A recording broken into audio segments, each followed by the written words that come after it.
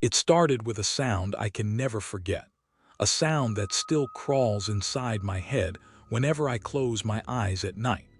It wasn't the usual rustle of leaves or the distant call of an owl that I had grown used to during my hikes through the Blackwood Forest. No, this was something different, something wrong. It was a laugh, high-pitched and sweet like a child's, echoing through the trees where no children should ever be. I stopped in my tracks, clutching the strap of my backpack tighter, my breath turning white in the chilly evening air as I strained my ears to hear again. For a moment there was only silence, the deep, heavy silence that forests hold when they are watching you. Then I heard it again, closer this time, a giggle that rolled through the fog like a taunt. I should have turned back. I should have walked away and never looked over my shoulder. But curiosity has a cruel way of pulling you deeper into the things that can destroy you. I told myself it was probably a family camping nearby, that maybe the sound was nothing more than kids playing in the distance. But when I checked the park's trail map earlier that day, the ranger warned me that this part of the forest was closed to the public. No one should have been here. No one but me. The shadows stretched long and crooked as the sun dipped lower, and I felt the temperature drop even further, a biting cold that slipped through my jacket and settled into my bones. Still, I kept walking toward the sound, each step sinking into damp soil as the trees grew denser, and the light faded until everything was the color of ash. The giggling stopped, but in its place came a whisper. Soft, almost too soft to catch, like the forest itself was breathing words through the wind. It sounded like my name. At first I thought it was my imagination, the way your mind plays tricks on you when you are alone in the dark. But then it came again, clear and deliberate, a childlike voice curling through the mist saying my name in a tone that was both sweet and cold enough to freeze the marrow in my bones. My heart slammed against my ribs as I turned in a slow circle, scanning the endless rows of trees that all looked the same, their bark dark and slick like rotting flesh. I told myself to turn back to leave, but the voice came again, soft and coaxing, and this time it wasn't alone. There were others, more voices joining in, overlapping like a broken choir, all whispering my name in sing-song tones that made my skin prickle. I should have run then, but something about those voices rooted me to the ground, something that felt almost like a memory buried deep in my mind. Against every instinct screaming at me to go, I moved forward, following the sound deeper into the black belly of the forest where the fog thickened into a pale shroud. That's when I saw the first one. She was standing between two trees, so small I almost missed her. A little girl no older than 6 dressed in a faded white nightgown that hung limply around her thin frame. Her hair was black and tangled, her face hidden as she stood with her back to me. For a heartbeat, relief washed over me because I thought, God, it's just a lost kid, maybe she needs help, maybe that's why she's here. I took a step toward her, my boots crunching on the brittle leaves, and said, "Hey, are you okay?" But she didn't move, didn't even flinch. I took another step and another until I was close enough to reach out, but something stopped me. Something cold that slid down my spine like ice water. Her head tilted slightly to the side, and in the stillness of that motionless body, I felt something wrong. Something unnatural humming in the air between us. Then, without turning, without warning, she laughed, and the sound that spilled from her tiny frame was not the sound of a child.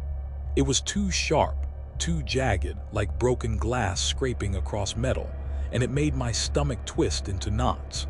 Before I could move, she dropped to all fours in a single jerking motion and scuttled into the shadows like an animal, her limbs bending in ways that no human limbs should ever bend. I stumbled back, my breath tearing out of me in white clouds as I stared into the darkness where she vanished, and that's when I realized I was not alone. They were everywhere, little bodies stepping out from behind trees, crawling from the underbrush, their small faces pale as moonlight, eyes black and empty like bottomless pits.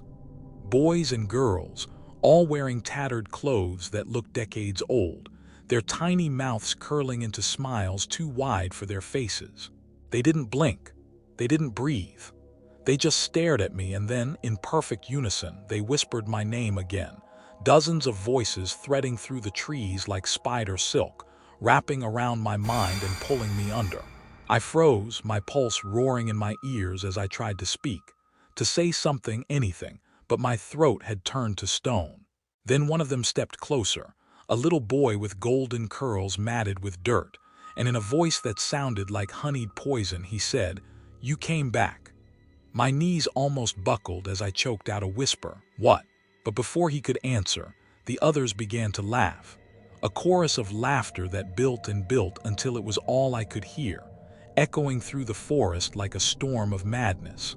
I turned and ran, crashing through the trees, tearing my hands on branches, my boots sinking into mud, but no matter how fast I moved, their voices followed, slipping through the fog, curling around me like hands reaching from the dark. "You came back. You came back." I don't remember how long I ran. The forest felt endless, a labyrinth of shadows that swallowed the world, and when I finally stopped, gasping for air, my legs trembling, I realized with a sinking dread that I was standing in the middle of a clearing I had never seen before. And there, in the center of that clearing, was a house. The house looked ancient, its wooden frame blackened with rot, windows shattered like hollow eyes staring into the fog. The roof sagged, and the front door hung slightly ajar as if waiting for me to step inside. Every part of me screamed to stay away, but my legs moved on their own, drawn toward it like a moth to a flame. The clearing was silent except for the crunch of my boots on the damp earth, and as I approached the porch, a smell hit me, sweet and rancid, like flowers rotting in summer heat. The boards groaned under my weight as I climbed the steps, and when I reached the door, I heard it again. The laughter, not outside this time, inside, faint and drifting through the cracks like smoke, the sound of children laughing and whispering secrets in the dark. My hand shook as I pushed the door open, and the hinges screamed like something dying. The air inside was colder than the night, heavy with the stench of mildew and something else, something coppery that curled in my throat. I stepped into what used to be a living room, though time had gutted it long ago. Wallpaper peeled in long curling strips, the floor was warped and slick, and mold bloomed like black bruises across the walls. Broken furniture lay scattered like bones, and in the middle of the room sat a single wooden rocking chair, swaying gently though there was no wind. I stared at it, my breath hitching, because sitting in that chair was a doll. A porcelain doll in a faded blue dress, its glass eyes cracked, its smile chipped into something that looked almost cruel. The chair rocked once more, a slow creak that crawled under my skin, and then it stopped. That's when I heard footsteps above me. Light, quick, like bare feet pattering across the floor. My head snapped up, and dust drifted down from the ceiling in a soft gray rain. I told myself to leave, to get out now before it was too late, but the laughter came again, louder this time, spilling down the stairs like water, and with it came the whispers, soft and sweet, wrapping around my name. "You came back. You came back." The stairs groaned as I climbed them, each step screaming under my weight, the banister slick with rot beneath my trembling hand. At the top, the hallway stretched out like a throat, lined with doors that stood slightly open, darkness spilling from their cracks. The smell was stronger here, a cloying sweetness that clung to the back of my tongue, and I realized with a jolt of horror what it was. Blood. The air reeked of old blood, thick and metallic, as if the walls themselves had bled dry. The whispers grew louder as I walked, voices overlapping in a sickening harmony, some laughing, some crying, all of them calling me by name. My heart pounded as I reached the last door at the end of the hall, the one standing wide open like a mouth waiting to swallow me whole.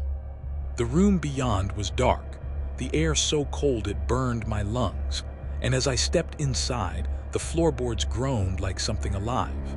For a moment I saw nothing but shadows, then the moon slipped through a crack in the curtains and lit the room in a sickly silver glow. They were all there, dozens of them, maybe more, standing in a circle around the bed. Children, pale and silent, their eyes black voids that drank in the light, their smiles sharp and stretched too wide. Their little bodies were twisted, joints bent at wrong angles, spines curved like broken branches. Some clutched dolls with missing heads, others held hands slick with something dark that dripped onto the floorboards. They didn't move when I entered, didn't blink, just stared with those empty eyes as the door slammed shut behind me with a thunderclap that made the walls shudder. My voice broke as I whispered, "What do you want?" For a moment there was only silence, then they spoke as one, their voices rising in a chorus that shook the air. "You came back." Before I could speak again, something moved on the bed. A shape rising from the tangle of filthy sheets, slow and jerking, like a marionette pulled by invisible strings. It was a woman, or what was left of one. Her skin was gray and stretched tight over her bones, her hair a black tangle crawling with insects, and her mouth hung open in a scream that never ended. Her eyes were gone, empty sockets leaking black tears that dripped down her hollow cheeks. She reached out with arms too long, fingers tipped with nails like knives, and in a voice that sounded like earth cracking open, she said, "You left me here." My breath hitched as memories slammed into me like knives. A cabin in the woods, a girl named Elise, the night we swore we'd never tell, the fire that burned everything. I stumbled back, shaking my head, whispering, "No, no, that's not possible." But the children stepped closer, their little feet whispering on the floor, their smiles widening until their faces split. "You left her," they hissed. "You left us." The room seemed to shrink, the walls pulsing like a heartbeat, the air growing thick and wet as the woman slid off the bed and crawled toward me on all fours, her limbs cracking with every movement. I tried to run, but the children were everywhere, their cold hands closing around my arms, my legs, their nails biting into my skin as they pulled me down. I screamed, but their laughter drowned it out, high and shrill.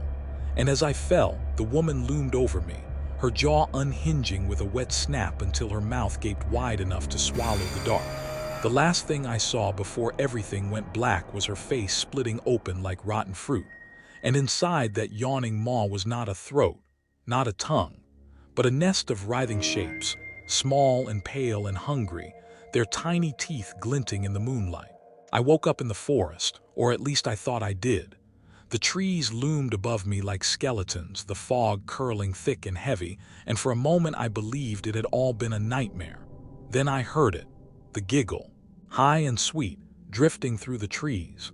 My heart seized as I pushed myself up, my body aching, my clothes damp with something that wasn't just dew. I stumbled forward, desperate to find the trail, the road, anything that would lead me out, but the forest stretched endless in every direction, and the laughter followed closer and closer, until I felt hot breath on the back of my neck and a voice whispering, "You can't leave." I turned, and they were there. All of them. The children, the woman, their faces blooming with smiles that split their skin, their black eyes burning in the dark. And behind them, stretching into the shadows, were more shapes, dozens, hundreds, a sea of small bodies crawling out from between the trees, their whispers rising like a storm. "You belong to us now." I ran.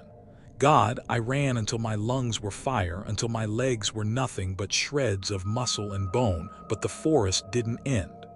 The fog thickened, the trees closed in, and the voices filled my head like a hive of bees. I don't know how long I've been running. Hours, days, time doesn't exist here anymore. Only the laughter, only the whispers, only the sound of bare feet pattering behind me, always behind me, no matter how far I go. I think I understand now. The children of the forest were never children at all.